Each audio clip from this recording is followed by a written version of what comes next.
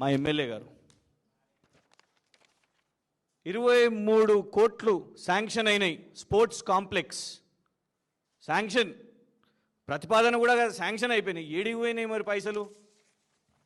ఎక్కడికి పోయినాయి ఆ పైసలు? ఇప్పుడే ఫోటో తెప్పించిన, ఇవాళనే డేట్, ఇప్పుడు 12 గంటలకు. ఏమున్నదబ్బా ఎంతగానో స్పోర్ట్స్ కాంప్లెక్స్ ఉన్నదని. ఖాళీగా ఉన్నది గ్రౌండ్. ఇప్పుడు అక్కడ ఏదో ప్రైవేట్ ప్రోగ్రామ్ ఏదో చేస్తున్నారు, వాళ్ళ వాహనాలు ఉన్నాయి. కాంప్లెక్స్ కాదు, స్పోర్ట్స్ కాదు, మీకు కాంప్లెక్స్ వదిలేయండి, కనీసం అక్కడ ఒక ఫుట్బాల్ పోల్ కూడా కనబడే పరిస్థితి లేదు. శాంక్షన్ అయిపోయినాయి అంట పైసలు. అబద్ధాలు.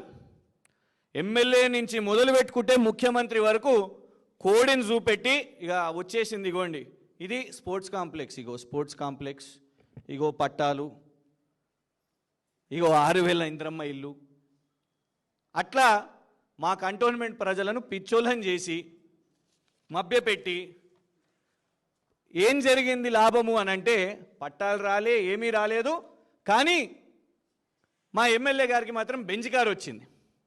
సంవత్సరంలో ఏం జరిగిందబ్బా కంటోన్మెంట్ కంటే ఏమీ రాలేదు. మా ఎమ్మెల్యే గారికి మాత్రం బెంచ్ కారు వచ్చింది. 2 కోట్ల బెంచ్ కారు కొన్నారు. ఇలా ఏం చెప్పాలి జూబ్లీ హిల్స్ ప్రజలారా? ఇగోండి కాంగ్రెస్ ప్రభుత్వం ఇచ్చే ఇంద్రమ్మ ఇల్లు, 6,000 ఇంద్రమ్మ ఇల్లు, ఇగోండి పట్టాలు, ఇగోండి స్పోర్ట్స్ కాంప్లెక్స్. ఇది కంటోన్మెంట్ ప్రజలకు ఇచ్చింది రేవంత్ రెడ్డి గారు. జూబ్లీ హిల్స్ వాళ్ళకు కూడా ఇలాగే మోసం కావాలనా? కంటోన్మెంట్ ప్రజలను మోసం చేసి వీళ్ళందరూ మా కేటీఆర్ గారు చెప్పారు మొన్న, దండుపాల్యం బ్యాచ్. ఈ దండుపాల్యం బ్యాచ్ మొత్తం కంటోన్మెంట్ మీద పడ్డది. వారు ఒక్కరు మహిళ వారికి ఎన్నికలు కొట్లాడిర్రు. వీరు కేసీఆర్ గారితో పాటు బస్ యాత్రలో ఉన్నారు. నన్ను జైలు వేసిర్రు తప్పుడు కేసేసి.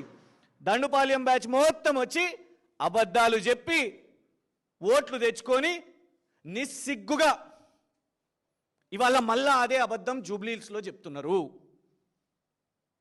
చేతులు జోడించి జూబ్లీహిల్స్ ఓటర్లను మేము ప్రార్థిస్తున్నాం. 6 గ్యారంటీలను తెలంగాణ రాష్ట్రం మోసపోయింది. ఆటో డ్రైవర్లు మోసపోయినరు, రైతులు మోసపోయినరు, యువత మోసపోయినరు. అసలు ఏ వర్గం కూడా ఇవాళ సంతోషంగా లేదు. మళ్ళీ మళ్ళీ మోసపోదామా? జనరల్ ఎలక్షన్లో మోసం చేసిర్రు, కంటోన్మెంట్ ఉప ఎన్నికలో మోసం చేసిర్రు, ఇప్పుడు ఇక్కడ కూడా మళ్ళా మోసం చేస్తున్నారు. రేపు రానున్న జూబ్లీ హిల్స్ ఉప ఎన్నికలో వాళ్ళు ఒకవేళ వచ్చి ఓటు అడిగితే ఈ విషయాలు అడగండి. మెయిన్ ఎన్నికలు ఏం చేసిర్రు, కంటోన్మెంట్